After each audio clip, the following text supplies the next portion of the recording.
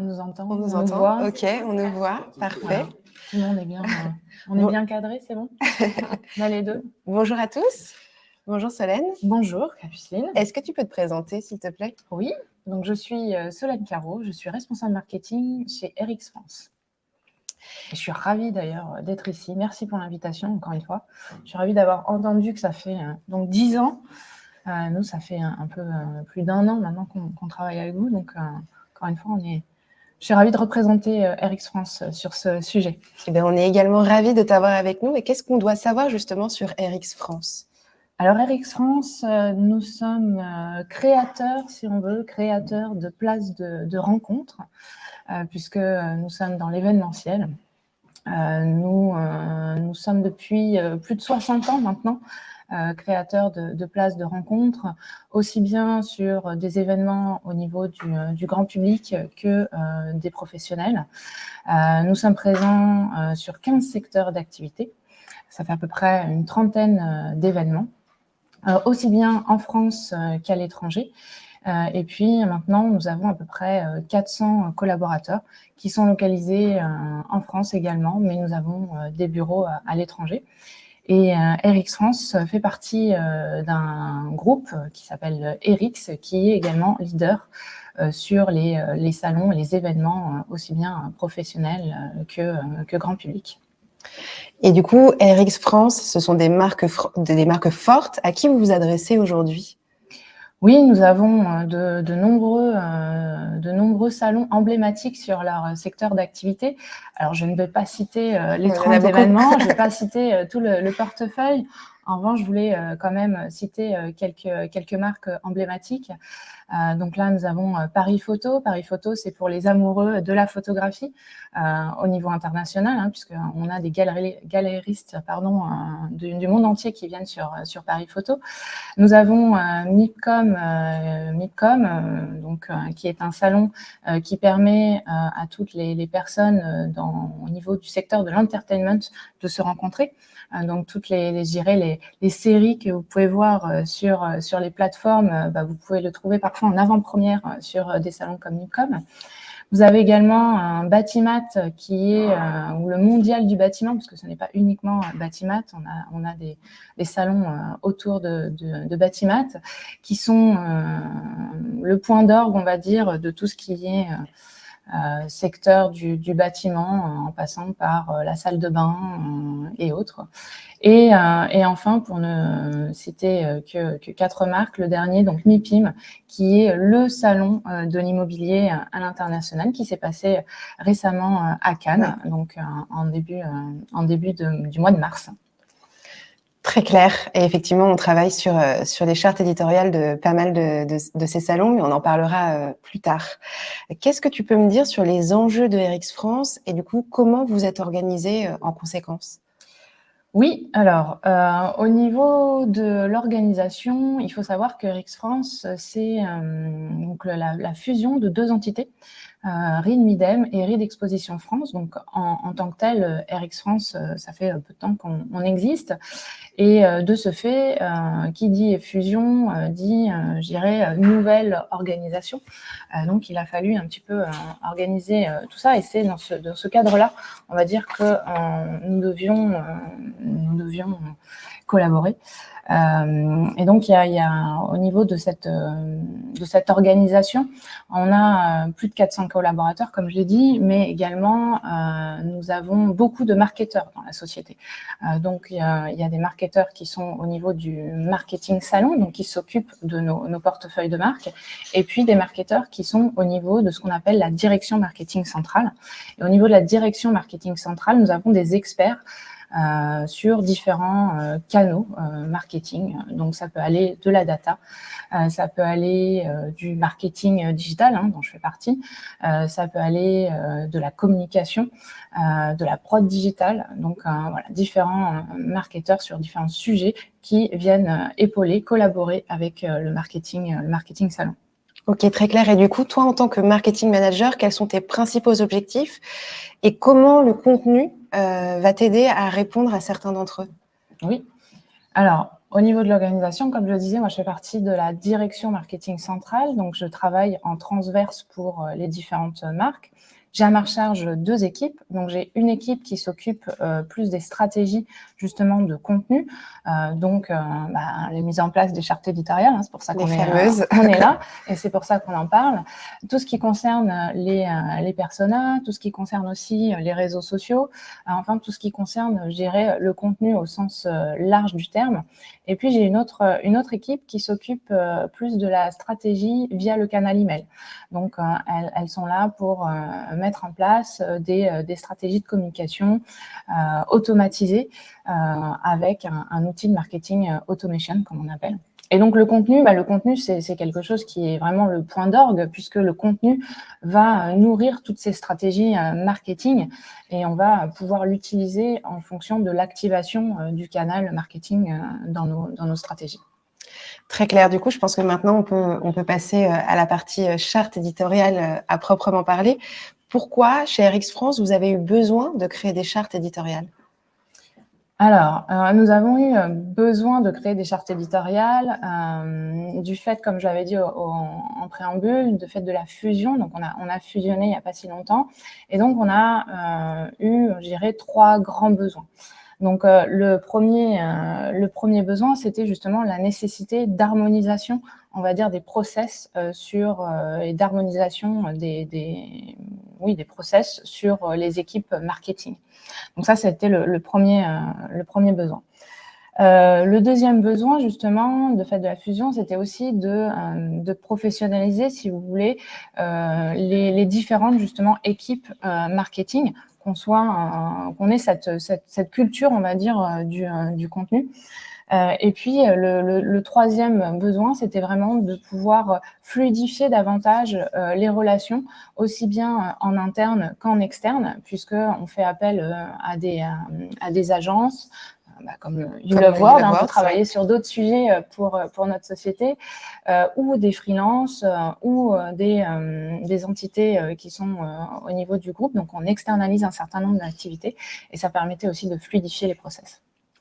Très clair. Et puis en plus, comme les activités sont très variées, puisqu'il y a plein de salons qui balayent des univers très différents, c'était aussi nécessaire de cadrer cette prise de parole.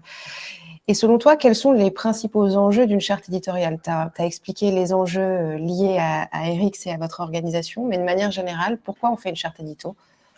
Alors, nous, chez RX France, nous avions aussi le souhait de faire cette charte éditoriale, puisque nous avons pris conscience d'une part que sur les différents canaux marketing, on pouvait avoir parfois une incohérence ou en tout cas pas suffisamment d'harmonisation ou en tout cas d'harmonisation, on va dire, de la tonalité éditoriale sur les différents canaux. Donc, je m'explique. On peut avoir une équipe qui va s'occuper des blogs, une autre équipe qui va s'occuper des sites internet, puis faire appel à un freelance pour s'occuper de la création des livres blancs et des contenus premium.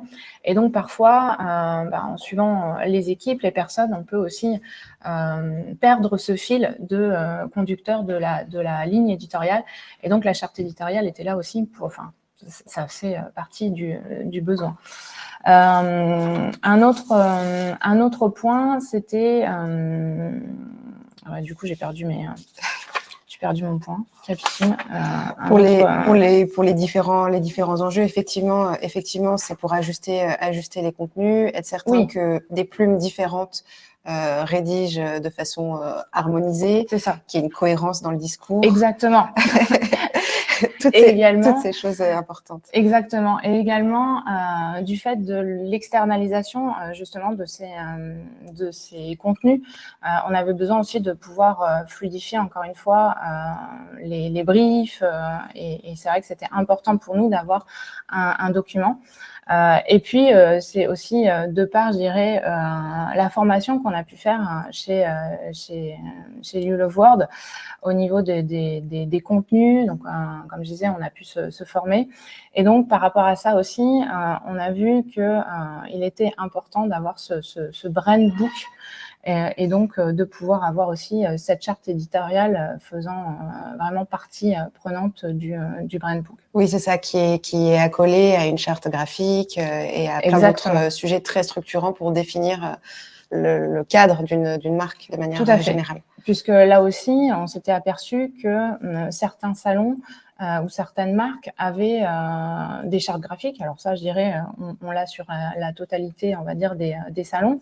En revanche, sur certaines marques, on avait des équivalents, on va dire, de chartes éditoriales qu'on appelait tone of voice. Donc, c'était important aussi pour nous de pouvoir aller au-delà et d'harmoniser tout ça.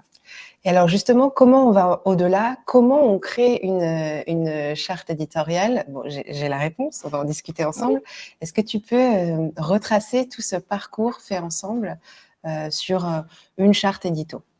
Oui, alors le parcours, je dirais, c'est industrialisé un petit peu au fil du temps, hein, puisque on l'a vu, le titre, c'est 30 chartes. Alors, on n'en est pas encore à 30 chartes, ça viendra certainement. Mais du coup, on a mis en place avec le support de Capucine un process ou en tout cas différentes étapes pour mettre en place ces chartes éditoriales. Donc, la première étape, c'est, je crois qu'on a... C'est le workshop. La première étape, ouais. c'est le workshop. Donc, le workshop. Alors, pour le workshop, il est important aussi d'avoir un nombre limité de personnes, puisque là aussi, on s'est aperçu que 7 personnes, c'était à peu près le bon nombre de personnes. Il est important aussi sur ce workshop d'avoir des personnes qui soient pas d'horizons différents, mais avoir une certaine expertise métier. Donc, dans notre cas, c'est des personnes qui viennent des conférences, des personnes, parfois des journalistes aussi, ou des freelances avec qui on travaille souvent, qui viennent à ces workshops, des personnes du marketing salon, des personnes du marketing central, donc pour avoir aussi une exhaustivité et des points de vue. Et ce workshop se divise en deux parties, avec une première partie sur un audit de la concurrence, un audit de la concurrence, un benchmark. Et aussi puis, de ce qui se fait déjà sur le salon. Oui, ouais. Tout à fait, de ce qui se fait déjà sur le salon. Et puis, une deuxième partie où on va pouvoir aussi discuter davantage de ce qu'on a. Et ça plaît d'ailleurs beaucoup aux équipes, parce que ça leur permet aussi je m'avance, mais ça leur permet aussi de prendre du recul, et on a des bons retours là-dessus. C'est ça, effectivement, durant les workshops, on fait des exercices. Sur la deuxième partie, on fait pas mal d'exercices. Je peux donner un exemple. Par exemple, il y a quelques semaines, on a fait un workshop pour Reno Days, le salon Reno Days qui va être la première édition d'ailleurs. Oui. Tout nouveau salon. Et en fait, les exercices sont assez simples. Le premier, par exemple, c'était expliquer Reno Days comme si vous alliez parler à un enfant de 10 ans. Donc, en gros, simplifier au maximum le discours.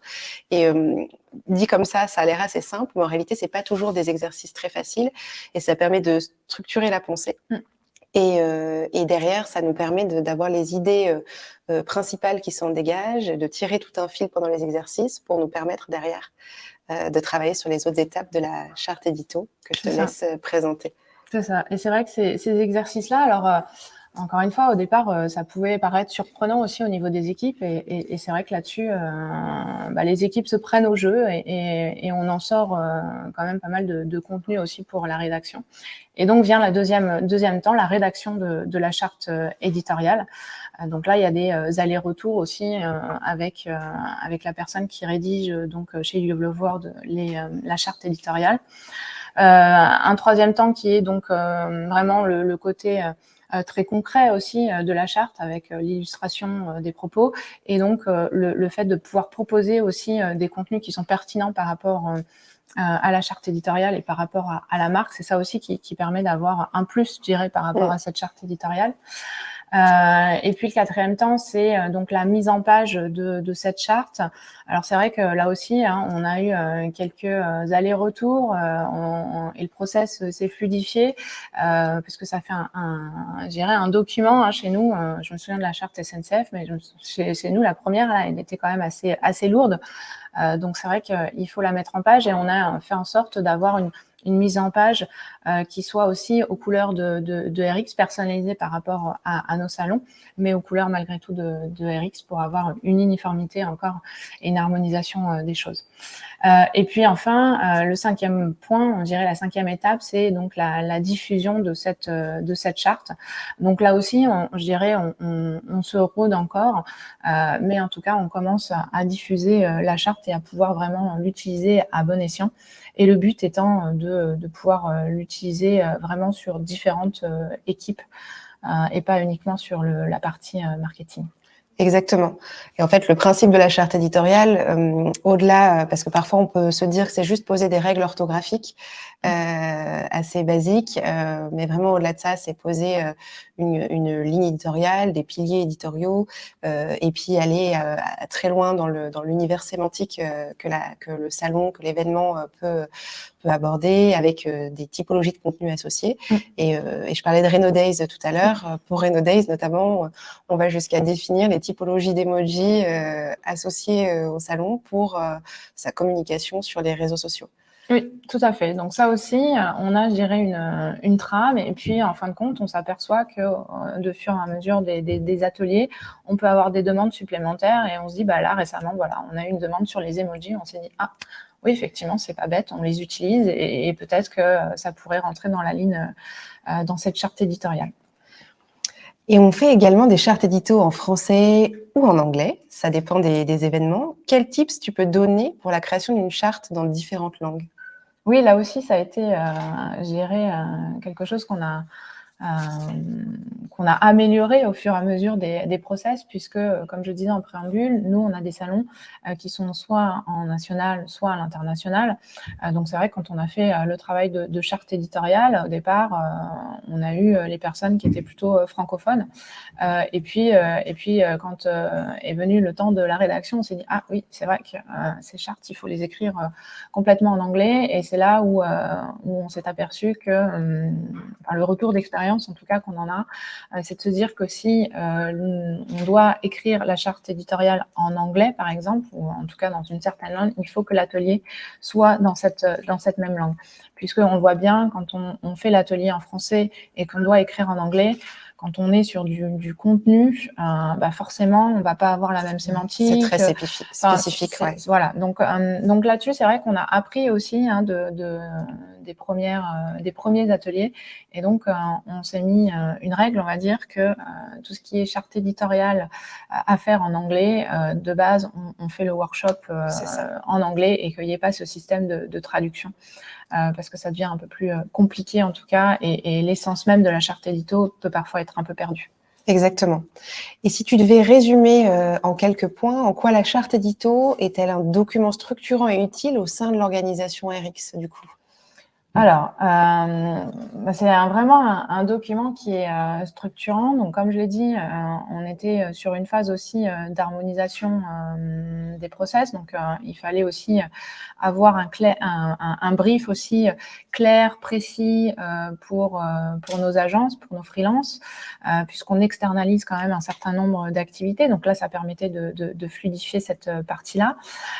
Et puis, il y a une deuxième chose, c'est que au niveau de la charte éditoriale, c'est, comme je le disais, un pavé qui est quand même assez lourd. Donc, l'idée, c'est vraiment de pouvoir après la découper et l'utiliser sur les différents services. Donc, par exemple, sur le service client ou pour le service commercial, puisqu'ils sont aussi amenés à rédiger aussi des posts, par exemple, sur les réseaux sociaux. Donc, c'est vraiment de pas rester cantonné, encore une fois, au marketing, mais de pouvoir utiliser cette charte édito et pourquoi pas la découper justement pour les besoins de telle ou telle équipe au sein de l'entreprise. Et si on devait parler chiffres, combien de chartes as-tu créé ces derniers mois avec You Love Words ? Alors, on en est à pour arrondir à une dizaine. donc qui sont soit finalisés, soit en cours de finalisation. Donc ça commence à faire. Et on en a encore pas mal d'autres à faire. Donc ouais, ça dépote. Maintenant, il faut qu'on arrive à pouvoir bien les diffuser aussi en interne, puisque c'est encore un peu nouveau. Donc on a aussi ce travail-là, je dirais, d'acculturation en interne pour l'usage. Exactement, pour ensuite aller produire les contenus parfaitement encadrés et maîtrisés. Exactement. Et de quoi es-tu la plus fière dans le travail de ces chartes? Alors le travail de ces chartes, enfin je suis assez fière quand et on a eu le cas récemment. Déjà quand on les fait venir ici, on essaye de les faire venir chez You Love World, parce que c'est dommage, vous êtes à distance, mais on y est bien ici. C'est très sympa. Voilà, ça fait quand même 1 an aussi on travaille beaucoup en collaboration avec You Love World, donc j'y viens. Alors je dirais pas que c'est mon second bureau quand même, j'irai pas jusque là, mais j'y passe un certain temps, et donc on y est bien. Et ça c'est aussi un ressenti des équipes quand elles viennent faire leur workshop ici. Ça leur permet de sortir aussi un peu du bureau et de prendre de la hauteur. Et donc quand elles me disent j'ai passé un bon moment, moi ça me fait plaisir. Et puis c'est surtout aussi quand les personnes, on a commencé à travailler sur un salon ou une marque, elles disaient on enchaîne pour le deuxième. Donc là aussi, ça veut dire que quelque part, elles sont convaincues en fait de la charte éditoriale, et donc elles sont prêtes à s'engager pour une autre marque. Donc ça, c'est plutôt plaisant. Et est-ce que tu as un petit mot à nous dire pour la fin? Alors, le petit mot pour la fin. Alors, on avait trouvé Capucine une bonne tournure. Donc, je pourrais dire que c'est un nouveau chapitre en fait dans l'éditorialisation, si on veut, du contenu. Pourquoi? Parce que, encore une fois, on l'a dit, le contenu est un pilier, est quelque chose qui est phare dans les stratégies de marketing. Donc, c'est vraiment important de pouvoir mener à bien. Et puis, nous, c'est dans la continuité aussi de ce qu'on mène en interne, dans l'amélioration, on va dire, continue, et également l'amélioration de nos parcours clients. Très clair. Merci beaucoup, Solène, et merci à tous de nous avoir écoutés. Merci. Bonne journée et à bientôt. Merci.